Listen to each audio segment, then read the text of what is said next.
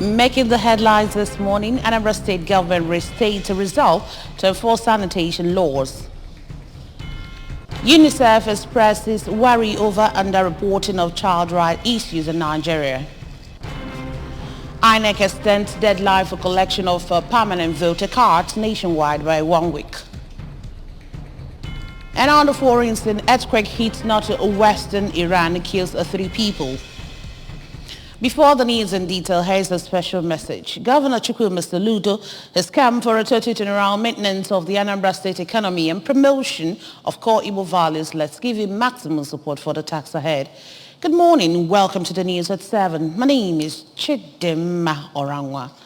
Governor Chukwuma Soludo has urged Anambra residents to support the campaign for clean, green and livable Anambra State by always cleaning up their surroundings and paying adequate attention to the environment. Governor Soludo gave the charge at Ekoka Market during the January edition of monthly sanitation exercise in Anambra State. ABS Environment correspondent Blessing Uchendo has details. Who was represented by his chief of staff, Mr. Ernest Ezajui, emphasized that the state government is starting the monthly exercise for 2023 with greater vigor aimed at achieving the dream of clean, green and planned environments. He restated government's directive that residents must embark on sanitation exercise between 7 and 10 o'clock in the morning every last Saturday of the month, but regretted that most people do not participate in the exercise. The governor therefore made it clear that henceforth local authorities will apply all necessary measures to ensure full compliance. The law states that it's going to be from 7 a.m. to 10 a.m. So people loitering on the street, we are condemning it. Should be condemned without hesitation.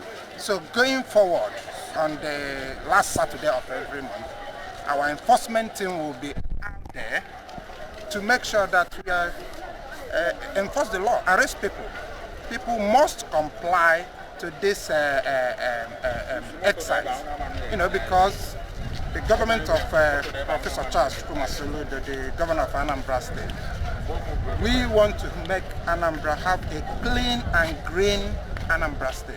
On his part, the chairman, governing board, Anambra State Waste Management Authority, ASWAMA, Dr. Emma Ezenwaji, who monitored the exercise, said that Governor Soludo is committed to healthy and clean Anambra environment, but regretted low compliance and called on Ndi Anambra to imbibe the habit of healthy living and also adhere to government instructions. We want to make a mark for this year.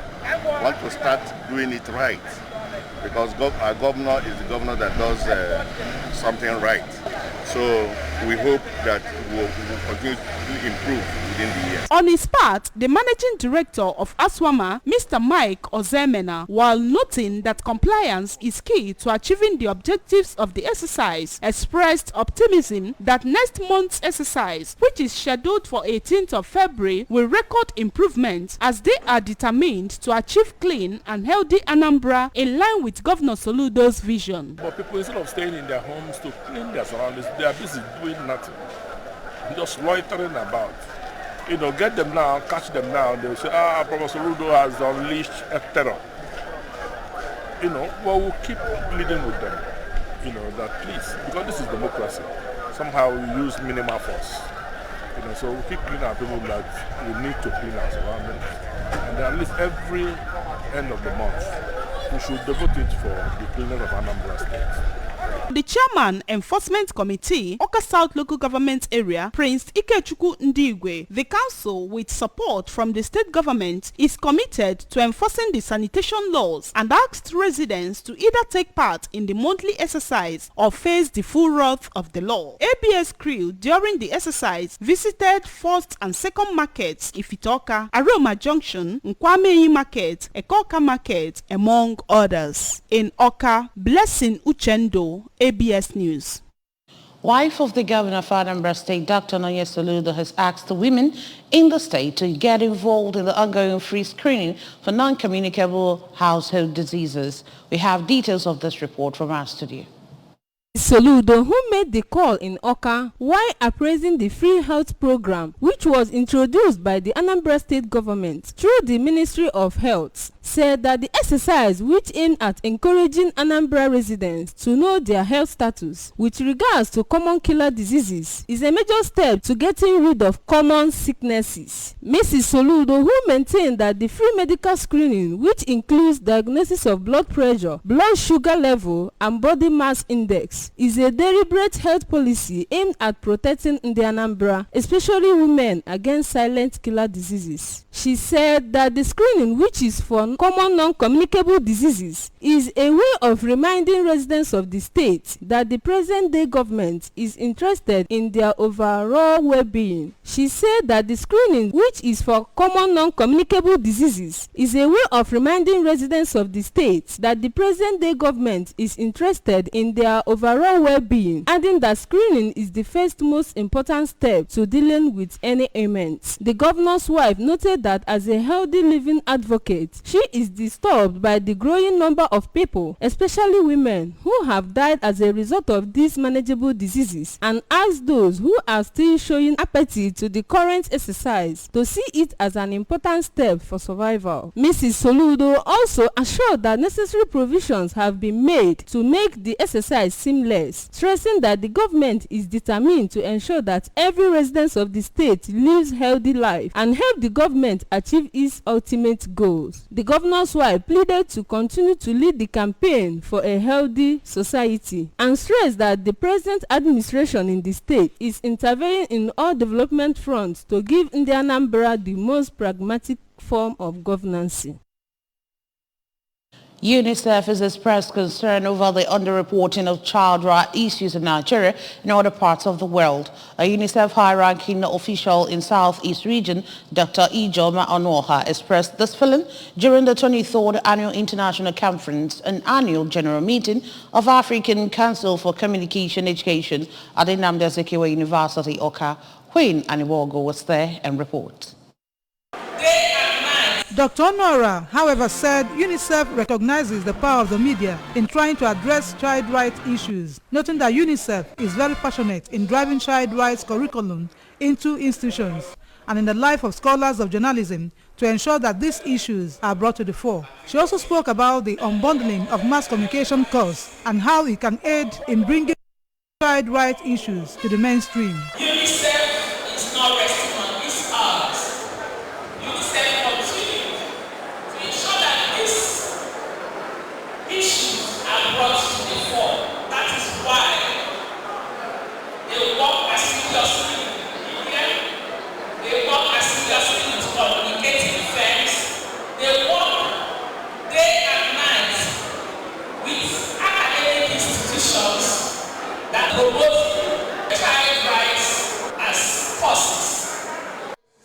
The Dean, Faculty of Social Sciences, UNIZIK, Professor Uche Nwogugu, pointed out that UNIZIK is the first university in Nigeria to adopt child rights studies in about 5 of its departments, saying that they are highly concerned about child rights issues and take it very seriously. For the head of department, Mass Communication, UNIZIK, Dr. Cornelius Ukweze, while speaking about the unbundling of mass communication course, said the vision of the paysetters of the program is to create a communication curriculum that will bring about employment to people. He pointed out that a lot of universities in Nigeria are keen into it, including Nnamdi Azikiwe University, which has reached an advanced stage but has not taken off due to lack of funding. The essence of the unbundling is to create a kind of communication curriculum that will bring employment to people. People will specialize. People will go into depth of different areas of communication. Nnamdi Azikiwe University, they are making effort. They are making serious effort. They have gone into an advanced stage. The theme of the conference, Communicating Science, Technology and Innovation in the Times of Economic Distress, Terror and Pandemic, stirred up robust discussions among communication scholars that graced the occasion. Queen Aniwogo, ABS News. The Millennium Axis of Jewel CBN Robank Junction Road, known as Executive Business District, is now wearing a new look as construction work on the road has reached a stone-based level. ABS West correspondent Ngozi Obileri, who monitored pace of the work on the road, reports.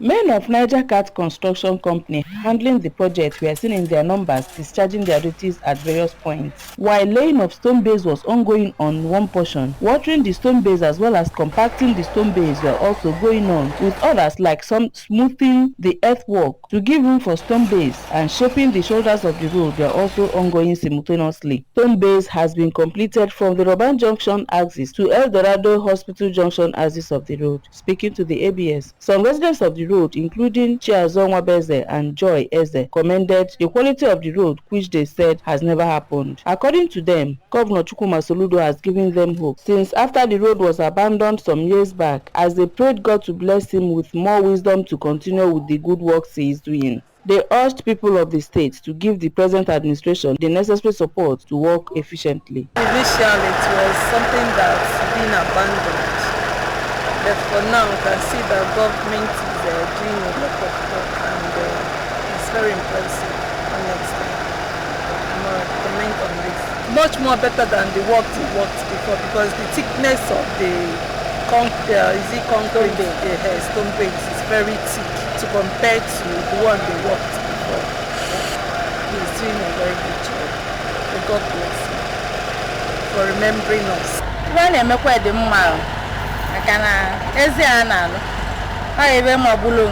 At least can we solid road. I have one the without the no before Anaga, the mother spots with a guy, and I get there grade I read them only at the monkey. In Oka, I am Ngozi Obileri for ABS News.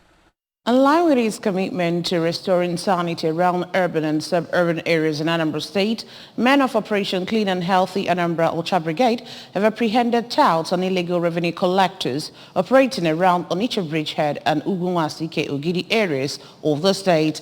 The suspects were arrested for carrying out nefarious activities, attacking men of Ultra Brigade who were on duty and shortchanging motorists under the guise of government officials.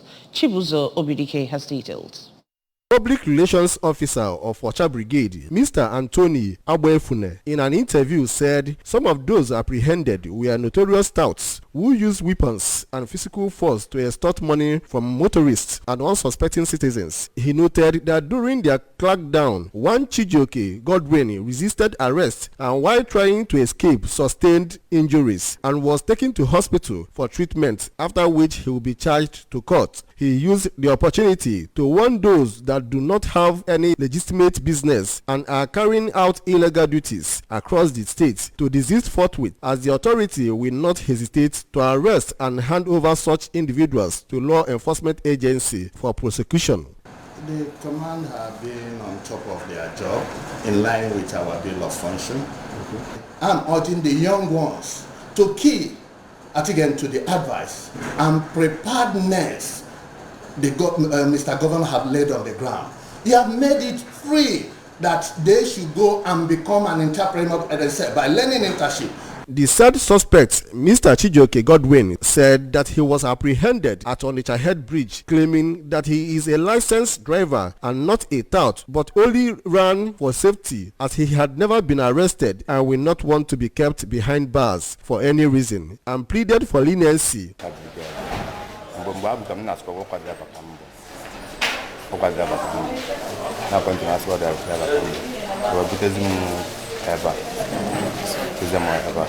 Along the line, I would have more about the cell before. So, John, when I bend you about Two other suspects, Wilson Chukwueze and Mr. Chike Ikechukwu, said that they are drivers at Building Materials International Market, but went to Ugunwasike to inquire from the team of Ocha Brigade about the machine for the enrollment of their taxis. And later, some group of boys with tricycles stormed the area and started fighting staff of the agency, that after which they rescued them and expressed surprise that the agency they fought for will later arrest them for aiding the attack. They called on the state government to carry out a thorough investigation, as they are drivers known by their unions and have no questionable character. The appeal on one element to state government and which everybody, to me, which everybody admits can provide the ally. Can provide the ally machine. Buy a body, you had the light close, can make it an apple. I'm a driver, and which if I do for the machine, we don't go there to fight. And the question was why the fact came machine. And open as a like machine, everybody will be happy. This is the road. When you road, I say apple. Only for us, I know you're not going to tell a machine now. From Onitsha, Chibuzo Bidiki, ABS News. The Independent National Electoral Commission, INEC, has again extended the deadline for collection of permanent voter cards nationwide by 1 week. The electoral umpire had earlier extended the deadline to January 29 after the initial deadline of January 22nd. The National Commissioner and Chairman Information and Voter Education Committee, Festus Okoye, in a statement said that the decision was taken at the end of the Commission's meeting with the resident electoral commissioners from the 36 states of the Federation and the Federal Capital Territory, Abuja. Okoye said that the INEC was encouraged by the turnout of registered voters and the surge in the number of collected PVCs across the Federation. He, however, said that this will be last extension of the exercise. The National Cutting Association of Nigeria, NACOTAN, has called on the federal government to revamp the sector to significantly reduce smuggling into the country through the borders. The association also stressed the need for the government to eliminate multiple taxation and cotton, textiles and garment industries and products to encourage its members. NACOTAN, in a communique issued at the end of the first Nigeria International Cotton Summit and Expo 2023, signed by its president, Anibe Achumugu, further called on government at all levels to provide a more aggressive control at the country's border by setting up anti-smuggling task force at all points of the nation's border. According to the communique, NACOTAN was urged to establish a working relationship through the Malian ambassador in Nigeria with the government of Mali by means of Memorandum of Understanding MOU and cotton farming best practices. A magnitude 5.9 earthquake in the city of Koi in northwestern Iran has killed at least 3 and injured hundreds. At least 816 people were injured, some of whom were transported to nearby countries for treatment, according to Mohammed Sadej Mutamidian, the governor of the West Azerbaijan province. The largest earthquake took place at a depth of 7 kilometers and was felt in Urmia and several other countries as well. More than 40 aftershocks have been registered since, the largest of which was a magnitude of 4.2. Damage was reported to buildings and some of the infrastructure in the area as a result of the quakes, especially to residential buildings in dozens of villages surrounding Koi, some of which also experienced power blackouts. And now sports. The Golden Eaglets will know their group opponents this week, Wednesday, 1st February 2023, when the African Football Governing Body, CAF, conducts the draft for the Under-17 African Nations Cup in Algeria. 12 countries will trade tackles among themselves in contest to leave the title, while all 4 semi-finalists will represent Africa at the FIFA World Cup in Peru.